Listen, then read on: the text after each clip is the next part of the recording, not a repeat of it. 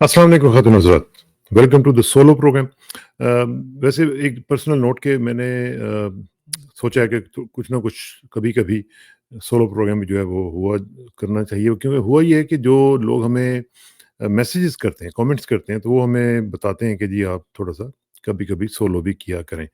तो मैं कोशिश तो करूँगा कि सोलो कर लूँ, टाइम असल में ज़रा थोड़ा-सा कम होता है, लेकिन फिर भी मैं कोशिश करूँगा कि एक आध बार जो है सोलो के साथ आपकी मुलाकात हो जाए, क्योंकि ये एक तो बहाना ही हो जाता है कि आपके साथ डायरेक्टली गपशप हो जाती है, क्योंकि मेहमानों के साथ फिर मेरी गुफ्तगू तो दूसरा हो नहीं सकती। तो मैं कोशिश हमेशा यही करता हूँ कि जो मेहमान होता है उसको पूरा टाइम दिया जाए और उनसे गुफ्तगू की जाए और उनसे सीखा जाए, सुना जाए। बहरहाल कोशिश करेंगे कि सोलो भी हो, और आप इसमें कमेंट्स कीजिएगा कि आपको कैसा लग रहा है। और दूसरा ये है कि मैंने आपको पहले भी उस दिन बताया था कि हमें तो इंडिया ने ब्लॉक कर दिया हुआ है, पाकिस्तान ने भी सेमी ब्लॉक किया हुआ है, शैडो बैन जिसको कहते हैं। वहाँ पे भी पाकिस्तान में भी हमारा प्रोग्राम जो है वो नहीं चल रहा सही तरह। तो कम से कम ये है कि आप लाइक किया करें, सब्सक्राइब किया करें, शेयर किया करें, कमेंट ज़रूर किया करें। सलाम ही कर दें, मतलब मैं हमेशा आपको कहता हूँ कि और कुछ भी ना करें तो सलाम का आपको तो सवाब ही मिलेगा। सलाम कर दें। तो जो भी आप लाइक करेंगे या सब्सक्राइब करेंगे या आप कमेंट करेंगे, तो उससे एक एंगेजमेंट होती है।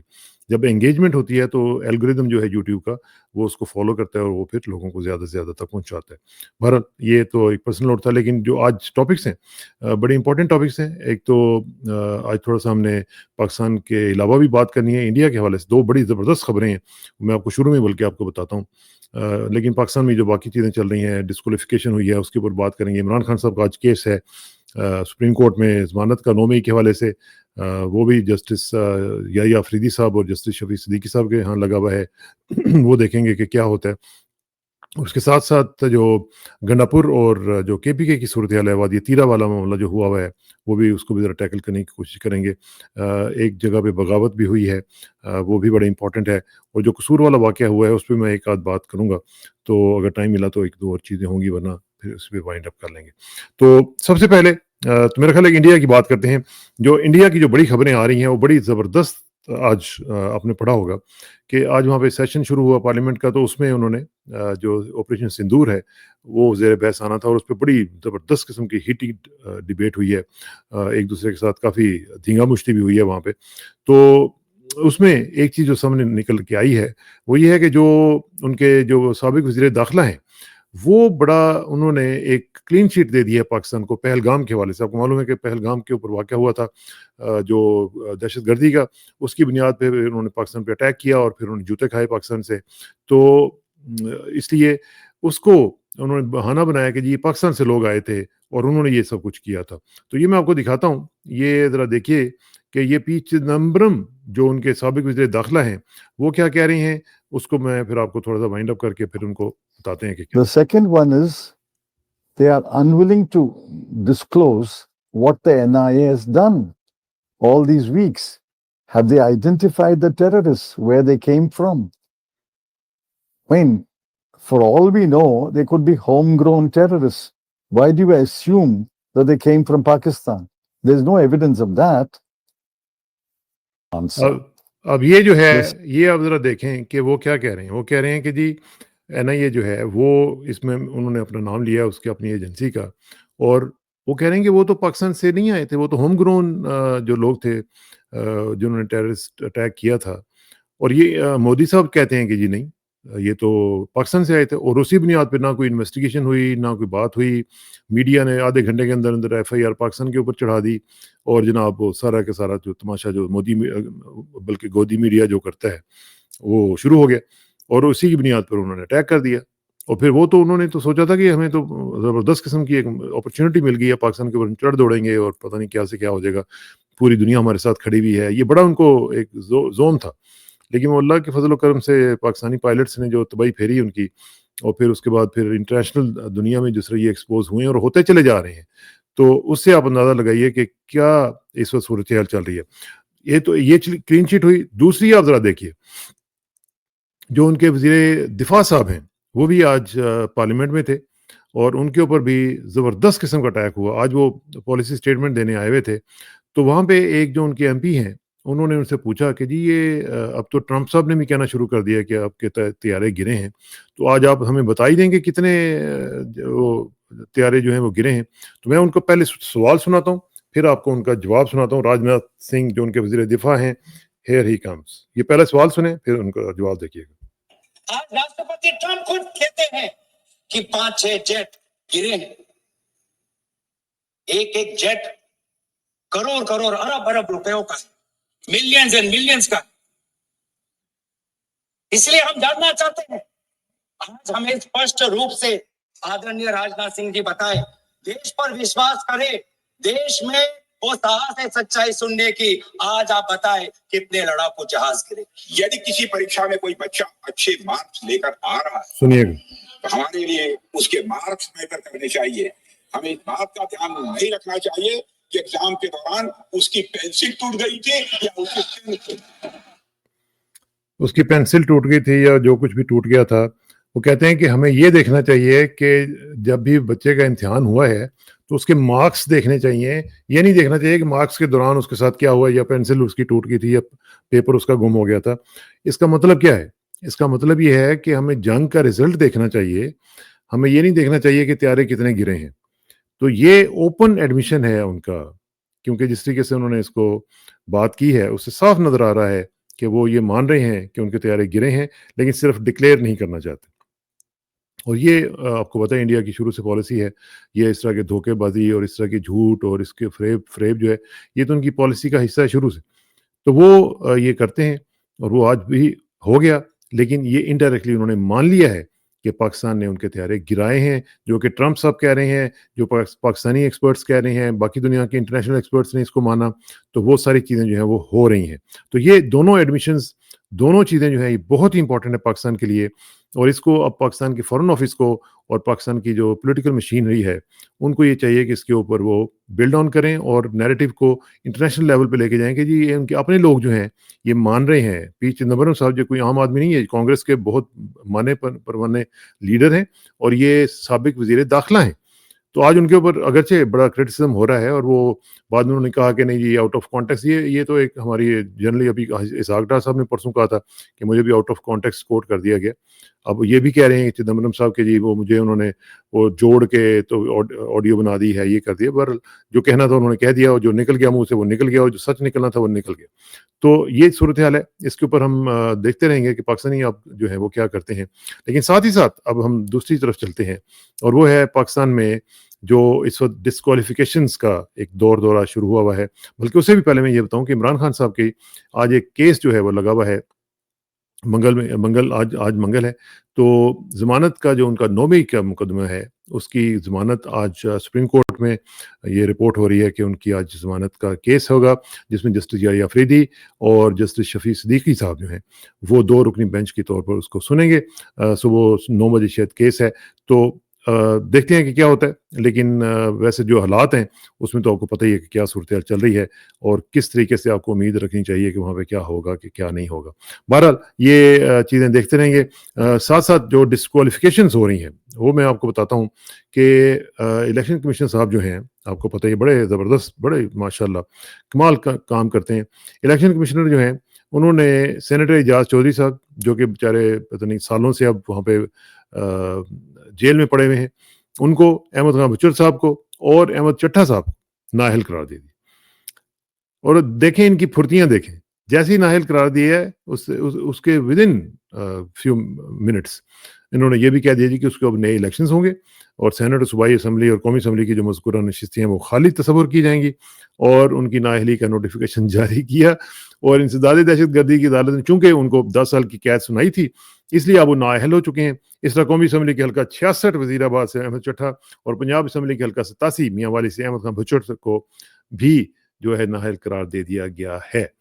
تو اب ان کی پھرتیاں دیکھیں کہ جب ضرورت ہوتی ہے اس وقت یہ نوٹیفیکیشن جاری نہیں کرتے، لیکن جب ان کو اوپر سے کوئی ڈنڈا آتا ہے تو پھر جناب یہ فوراً کر کے. اور اب جو پلان ہے وہ بیسیکلی یہی ہے کہ جتنے بھی لوگوں کو نکالا جا سکتا ہے پی ٹی آئی میں سے نکال کے نئے وہاں پہ ضمنی انتخابات کروا کے ایک کمفرٹیبل 2/3 میجورٹی جو ہے وہ ہر جگہ پہ ان کو دے دی جائے. اور جو اس سے پہلے آپ کو یاد ہوگا کہ عبداللطیف چترالی صاحب کا جو کیس تھا وہ بھی اسی طرح آیا تھا. اور جو ترجمان الیکشن کمیشن صاحب ہیں وہ تو کہتے ہیں جی نہیں کوئی مسئلہ نہیں ہے, ہم تو بڑا اپنا زبردست طریقے سے کام کر رہے ہیں اور ہمیں بالکل کوئی آزادانہ طریقے سے ہم یہ سب کام کر رہے ہیں. بڑی افسوس کی بات ہوتی ہے کہ جب ہمارے ادارے اس طرح پولیٹیسائز ہو جاتے ہیں, اور ابھی تو خیر اب اخیری ہو چکی بھی ہے, پہلے تو آپ نے دیکھا تھا کہ شروع ہوا تو ہمیں افسوس ہوا تھا, لیکن اب تو ہم لوگ بھی اب یہ سمجھتے ہیں کہ یار یہ سارا سسٹم جو ہے یہ تباہ ہو چکا ہوا ہے, اس کا کوئی فیوچر نہیں ہے, اور اسی وجہ سے ہم دیکھ رہے ہیں کہ یہاں پہ حالات جو ہیں وہ اتنے خراب ہو چکے ہیں.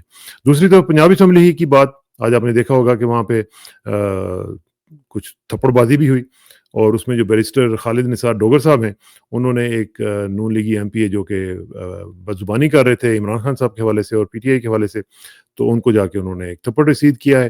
اور یہ نارملی ہوتا رہتا ہے ہمارے جیسے ممالک کے اندر, لیکن ہونا نہیں چاہیے. دیکھیں نا جہاں پہ آپ اسمبلیز میں جاتے ہیں تو وہاں پہ کوئی تھوڑا سا ڈیکورم کو بھی اس کا بھی خیال رکھا جانا چاہیے, اس میں دھنگا مشتی نہیں ہونی چاہیے آپ میں, اور عام تھڑے والے جو بندے ہوتے ہیں جہاں پہ جس طرح کی بھی گفتگو بندہ کرے وہ کر لیتا ہے, لیکن اس طرح کی گفتگو جو ہے وہ اسمبلیوں میں یا خاص طور پہ جو فزیکل اسالٹس وغیرہ ہیں وہ نہیں ہونی چاہیے. ساتھ یہ بیرسٹر بھی ہیں, اگرچہ پی ٹی آئی کے ساتھ ان کا تعلق ہے, میں اس چیز کو بالکل کنڈون نہیں کر سکتا. میں پرسنلی سمجھتا ہوں کہ یہ کام نہیں ہونا چاہیے, اس کو ڈسکریج کیا جانا چاہیے, چاہے جو بھی ہو, چاہے وہ پی ٹی آئی کا ہو یا چاہے کوئی بھی ہو. اگرچہ اس میں ان کے پاس جسٹیفیکیشن ہوگی کہ عمران خان صاحب کو انہوں نے گالی دی یا کچھ بھی ہوا, لیکن پھر بھی شائستگی کا جو تقاضا ہے وہ یہی ہے کہ آپ فزیکل اسالٹ کسی اوپر نہیں کر سکتے, یہ کیونکہ یہ غیر قانونی بھی ہے, یہ غیر اخلاقی بھی ہے. دوسری طرف ہم دیکھ رہے ہیں کہ جی جو گنڈاپور صاحب کی جو سچویشن بن رہی ہے, آپ کو پتہ ہے کہ وادی تیرہ میں جو ہوا ہے اس کے بعد معاملات جو ہیں وہ کافی سیریس ہوتے چلے جا رہے ہیں. اور جو مجھے آج ایک دو لوگوں سے بات کر کے پتہ چلا تو انہوں نے بتایا کہ بہت ہی ڈینجرس سچویشن بن چکی ہوئی ہے. اس سے زیادہ میں نہیں کہنا چاہتا, لیکن جو حالات وہ بتا رہے تھے مجھے کہ وہاں پہ جو حالات ہوئے ہوئے ہیں وہ کسی طور بھی اس طرح کے نہیں ہیں جن کے اوپر آدمی کو فکر لاحق نہ ہو جائے. وہاں پہ وہ بتا رہے تھے کہ سچویشن جو ہے وہ بڑی بھیانک ہو سکتی ہے, سمر کر رہی ہے آہستہ آہستہ انڈر دا گراؤنڈ, چیزیں جو ایسی چل رہی ہیں جو کہ کسی وقت بھی وہ لاوا جو ہے وہ پھٹ سکتا ہے. تو اس لحاظ سے دیکھا جائے تو یہ بہت ہی خطرناک سچویشن ہے وہاں پہ. اسی وجہ سے آج آپ نے دیکھا ہوگا کہ جو 245 آرٹیکل کے تحت جو وہاں پہ جو فوجی وہاں پہ موجود ہیں, اب پی ٹی آئی کی طرف سے یہ کہا جا رہا ہے کہ جو اس آرٹیکل کے 245 کے تحت اس کو واپس لیا جائے اور فوج کو یہاں سے نکلنے کا حکم دیا جائے تاکہ وہاں سے وہ نکلے اور وہاں پہ ایک جو سکون اور امن ہے وہ قائم کیا جا سکتے. یہ آپ یہ اندازہ لگائیں کہ کتنی سیریس سچویشن ہے کہ وہاں سے وہ سمجھتے ہیں کہ فوج نکلے گی تو وہاں پہ سکون آئے گا. ذرا آپ اندازہ کیجئے کہ یہ کتنی بھیانک صورتحال ہے کہ جنہوں نے سیکیورٹی انشور کرنی ہے وہی سیکیورٹی کے دشمن قرار دیے جا رہے ہیں. تو یہ بہت ہی خطرناک صورتحال ہے, اور اگر یہ ایسے چلتی رہی تو معاملات پتہ نہیں کہاں سے کہاں چلے جائیں گے. یہ ہمیں سوچنا چاہیے. اور اوپر سے وہ جو گورنر کنڈی صاحب ہیں ماشاءاللہ, انہوں نے تو کنڈی لگائی ہوئی ہے نا کہ عقل کو اپنے پاس نہیں آنے دینا. وہ کہہ رہے ہیں کہ جی اب ہم نو کانفیڈنس کر کے رہیں گے گنڈاپور کے خلاف, تو کر لیں. پہلے آپ نے 3 صوبے تباہ کیے ہوئے ہیں, اب آپ چوتھے کو بھی کر لیں. چوتھا بھی جو ہے وہ پی ٹی آئی کا جیتا ہوا صوبہ ہے نا, وہ تو آپ نے اس وقت سمجھا کہ چلو یار یہ کچھ نہ کچھ ان کو بھی ہڈی ڈال دیتے ہیں تو چپ کر کے بیٹھے رہیں گے. تو اس کے باوجود کہ گنڈاپور صاحب آپ کی ہر بات مانتے ہیں, آپ کا ہر مطالبہ تسلیم کرتے ہیں, آپ کے مطالبات کے تحت جا کے ڈیپ چوک سے فوراً واپس لوٹ آتے ہیں, سب کچھ کرتے ہیں, اس کے باوجود وہ پسند نہیں آ رہے. وہاں پہ بھی 100% جو ہے وہ کنٹرول چاہیے. تو یہ اب کر کے دیکھ لیں, اس کے ساتھ بہت ہی معاملات خراب ہو سکتے ہیں.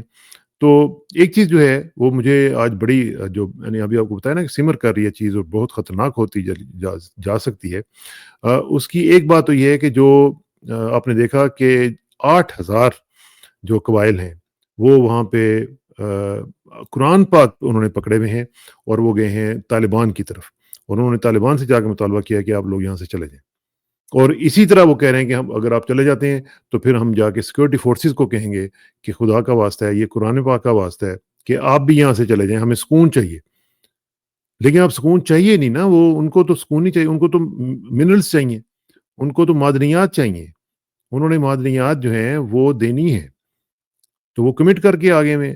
تو اب آپ کیا کریں گے؟ اب آپ جا کے لڑیں گے، جو بھی کریں گے وہ تو اب وعدہ کر کے آ چکے ہیں، پھنسے ہوئے ہیں، وہ تو انہوں نے دینی ہے. تو لہٰذا ویسے میں ایک چیز آپ کو بتاؤں کہ یہ جو انہوں نے قرآن پاک والا ایک سلسلہ شروع کیا ہے نا، قرآن پاک اٹھا کے، تو یہی سلسلہ پی ٹی آئی کو بھی کرنا چاہیے. یہ آئیڈیا لے کے ان کو چاہیے کہ یہ پورے پاکستان میں نکلیں، قرآن پاک اٹھا کے نکلیں، سڑکوں پہ اٹھا کے نکلیں اور ہر جگہ پہ نکلیں. جو گولی مارے گا پھر دیکھی جائے گی. دیکھیں نا، قرآن پاک کو اگر کسی نے اٹھایا ہوا ہو اور پھر کوئی گولی مارتا ہے تو وہ تو پھر آپ کو پتہ ہے پھر وہ سیدھا کدھر جائے گا. یہ بہت ہی، میں سمجھتا ہوں کہ یہ زبردست ایفیکٹو ایک طریقہ ہو سکتا ہے پی ٹی آئی کے لیے کہ وہ 5 اگست کو یا اس سے پہلے جو بھی وہ کر رہے ہیں تو وہ قرآن پاک پکڑ کے اپنے سروں پہ رکھے، اپنے ہاتھوں میں پکڑ کے وہ باہر نکلیں، سڑکوں پہ جا کے احتجاج کریں، پرامن احتجاج کریں، کوئی اس میں وائلنس کی ضرورت نہیں ہے. پرامن احتجاج کرتے کرتے آپ اپنا مطالبہ کریں اور عمران خان کی رہائی کے لیے جو بھی آپ کرنا چاہتے ہیں وہ کریں. دس از اے گریٹ آئیڈیا اور میرا خیال ہے کہ اس کے اوپر ان کو غور و فکر کرنا چاہیے. اور جو میں بات کر رہا تھا وہ یہ تھی کہ جو سچویشن وہاں پہ جو خراب ہو چکی ہوئی ہے اس کا ایک آپ ذرا دیکھیے کہ کس طریقے سے وہ سامنے آئی ہے. اور وہ یہ ہے کہ خرم ذیشان جو کہ پی ٹی آئی کے رہنما ہیں، انہوں نے کہا ہے کہ اورکزئی میں اور کرک میں 20 سے زائد لوگ جو ہیں انہوں نے وہاں پہ جو ان کی ایجنسیز کے لوگ، جو ان کے پیراملٹری کے لوگ ہیں، انہوں نے بغاوت کر دی ہے اور انہوں نے کہا جی کہ ہم، انہیں آرڈر دیا گیا تھا کہ اپنے لوگوں پہ گولی چلاؤ، انہوں نے کہا جی ہم گولی نہیں چلائیں گے. اب ذرا اندازہ کیجئے کہ جب فورسز کے لوگ اس لیول پہ پہنچ جائیں کہ وہ یہ طے کر لیں کہ ہم نے اپنے لوگوں پہ گولی نہیں چلانی ہے، نہیں چلانی چاہیے. آپ کو یاد ہوگا کہ پہلے ایک زمانے میں جب مال روڈ کے اوپر بھی ایسے حکم دیا گیا تھا تو 3 لوگوں نے اس کے اوپر انکار کر دیا تھا اور وہ بعد میں پھر تاریخی ان کا ایک رول بنا تھا اور وہ آج بھی لوگ ان کو یاد کرتے ہیں. تو یہ جو 20 آفیسرز ہیں یا 20 ان کے جو آفیشلز ہیں، انہوں نے اس کو کہا ہے کہ جی ہم نہیں کریں گے، ہم اپنے لوگوں پہ گولی نہیں چلائیں گے. بلکہ میں آپ کو وہ جو ٹویٹ ہے ان کا، خرم ذیشان صاحب کا، وہ ٹویٹ دکھا دیتا ہوں کہ وہ کیا کہہ رہے ہیں تاکہ آپ کو پتہ چلے کہ ان کی اپنی جو لینگویج ہے وہ کیا. وہ کہہ رہے ہیں کہ کنفرم اطلاعات ہیں کہ اورکزئی کے تقریباً 20 پولیس اہلکاروں اور کرک کے کچھ ایف سی اہلکاروں نے چند دن پہلے نوکری اس لیے چھوڑ دی کہ وہ اپنے لوگوں پہ گولی نہیں چلانا چاہتے تھے. جو ہو رہا ہے باقاعدہ منصوبہ بندی کے تحت کروایا جا رہا ہے. پورے صوبے کو لوگوں کو اس ظلم کے خلاف کھڑا ہونا ہوگا. یہ جی خرم ذیشان صاحب فرما رہے ہیں اور یہ بہت ہی سیریس بات ہے کیونکہ جب فورسز کے لوگ جو ہیں جب وہ اس نہج پہ پہنچ جاتے ہیں کہ جب ان کو یہ سمجھ آ جاتی ہے کہ بھئی یہ ہم سے کیا کروایا جا رہا ہے. اور یہ میرا خیال ہے کہ یہ ہونا بھی چاہیے کیونکہ میں آپ کو ہمیشہ یہ کہا کرتا ہوں کہ جو انلیگل آرڈر ہے وہ فالو کرنا آپ کا فرض نہیں ہوتا. ٹھیک ہے نا جی، یہ بالکل کلیئر ہونا چاہیے کہ انلیگل آرڈر ماننے کے آپ پابند نہیں ہیں. اگر کوئی یہ کہے کہ آپ اس کو گولی مار دو اور ایسے ہی مار دو، کوئی وجہ نہیں ہے، تو یہ آپ اس کے پابند نہیں ہیں. ٹھیک ہے نا جی، یہ سمجھنا چاہیے، یہ ہمارا اسلامی کانسیپٹ بھی ہے، اسلام میں بھی یہ ہے. تو اس لیے یہ بہت ہی ضروری ہے کہ آپ اس کو سمجھیں. وہ کہتے ہیں لا طاعت لمخلوق فی معصیت الخالق، کہ اللہ تعالیٰ کی جو جس میں نافرمانی ہو اس حکم میں آپ مخلوق کا حکم نہیں مانیں گے. آپ کے لیے جو سب سے بڑا حکم ہے وہ اللہ کا حکم ہے، اور اللہ کا حکم یہ ہے کہ کسی کو ظلم نہ کرو، کسی کو اس طرح آپ قتل نہیں کر سکتے بغیر کسی وجہ کے. وہ اس کی ساری کی ساری جو ڈیٹیلز ہیں وہ اللہ تعالیٰ نے ہمیں قرآن پاک میں دی ہوئی ہیں. اچھا جی، ایک اور چیز جو ہے وہ جو قصور میں بڑا ایک قبیح قسم کا واقعہ ہوا، بہت ہی قبیح. میں سمجھتا ہوں کہ وہ ویڈیو دیکھی نہیں جا سکتی جس طرح ایک لڑکے نے جاتے جاتے ایک بچی کے ساتھ زیادتی کی اور بہت ہی گھٹیا حرکت کی. اور اب یہ اطلاعات آ رہی ہیں کہ اس کی جو جینیٹل میوٹیلیشن ہے وہی ہوئی ہے اور اس کا جو عضو مخصوصہ ہے اس کو اس سے نجات دے دی گئی ہے. یہ بہت ہی عجیب سی سچویشن ہے، یہ تو بولا بھی نہیں جاتا اس طرح کی سچویشن پہ. یہ ایک ڈیبیٹ ہے، میں سمجھتا ہوں کہ اس کے اوپر بھی ہمیں گفتگو کرنی چاہیے. آپ کی اس حوالے سے کیا رائے ہے؟ اس نے انتہائی کبھی حرکت کی، لیکن جس طریقے سے پولیس نے اس کے ساتھ یہ سلوک کیا ہے، کیا یہ قانونی ہے؟ اس نے تو جو کیا وہ کیا، بہت ہی کبھی حرکت کی، بہت ہی گھٹیا حرکت کی، شرمناک حرکت کی. اس پہ ضرور اپنا کامنٹ کریں، کیونکہ مجھے ابھی تک کوئی پاکستانی قانون اس طرح کا نہیں مل رہا جس میں اس طرح کی اجازت دی گئی ہو کہ پولیس اس کے ساتھ اس طرح کا سلوک کرے. ہاں کوئی کیمیکل کیسٹریشن وغیرہ جس طرح کے مختلف ممالک میں سوچ رہا تھا اس کے اوپر ایک پروگرام کروں، کیونکہ جب میں امریکہ میں ہوتا تو اس وقت بھی یہ ڈبیٹ وہاں پہ چل رہی ہوتی تھی کہ کیمیکل کیسٹریشن کی جائے مختلف لوگوں کی جو اس طرح کے کرائمز اور قبیح قسم کے کرائم کرتے ہیں، پیڈوفائلز جو ہوتے ہیں ان کے ساتھ اس طرح کی ہونی چاہیے. اس پہ ڈبیٹس بھی ہیں، مختلف اسٹیٹس جو ہیں امریکہ میں لوزیانہ وغیرہ وہ اس میں وہ کرتی ہیں، لیکن دیکھنا یہ ہے کہ وہ کسی قانون کے تحت کرتی ہیں نا. کوئی عدالت ان کو آرڈر کرتی ہے کہ بھی آپ یہ کر سکتے ہیں. ہمارے ہاں کیا اس طرح کا کوئی قانون ہے؟ کیا ہماری پولیس نے یہ جو کام کیا ہے وہ اس طرح قانون کے مطابق کیا ہے؟ اس نے تو جو کیا اس نے تو گھٹیا حرکت کی اور بہت ہی گھٹیا حرکت کی. لیکن یہ بھی دیکھنا چاہیے کہ ہمارا قانون کدھر ہے. کیا ہمارے قانون کے مطابق یہ سب کچھ ہوا ہے؟ کیا پولیس کو یہ حق پہنچتا ہے کہ وہ کسی کو اس طرح بغیر کسی آرڈر کے، کورٹ آرڈر کے اس طرح کا سلوک کرے؟ اور اب پتہ نہیں اس کے ساتھ کیا ہوگا، ہو سکتا ہے اس کی جان بھی چلی جائے، کیونکہ جس طریقے سے انہوں نے کیا ہوگا وہ کوئی میڈیکلی اپرووڈ وہ تو نہیں طریقہ ہوگا کیمیکل کیسٹریشن یا اس طرح کی چیزوں کا. تو یہ بہت ہی ایک ڈیبیٹیبل چیز ہے. میں چاہوں گا کہ آپ کی اس کے اوپر رائے آنی چاہیے. آپ ذرا مجھے بتائیے گا کہ اس میں آپ کی کیا اوپینین ہے، پھر انشاءاللہ بات کریں گے اس کے اوپر. اور آخر میں دعا کہ میری عزت کے لیے کافی ہے کہ میں تیرا ہی بندہ ہوں، میرے فخر کے لیے کافی ہے کہ تو ہی میرا پروردگار ہے. تو بالکل اسی طرح جس طرح میں چاہتا ہوں مجھے بھی اسی طرح بنا دے جس طرح تو چاہتا ہے. سپردم بتومائے خیچرا تو دانی حساب کم و بیشر مجھ اسراکسانہ کو. کل تک کے لیے اجازت دیجیے، کل ملاقات ہوگی انشاءاللہ. سبسکرائب کرنا نہ بھولیے گا، لائک کیجیے گا، سبسکرائب کیجیے گا، شیئر کیجیے گا، اور کل ملاقات ہوگی. السلام علیکم.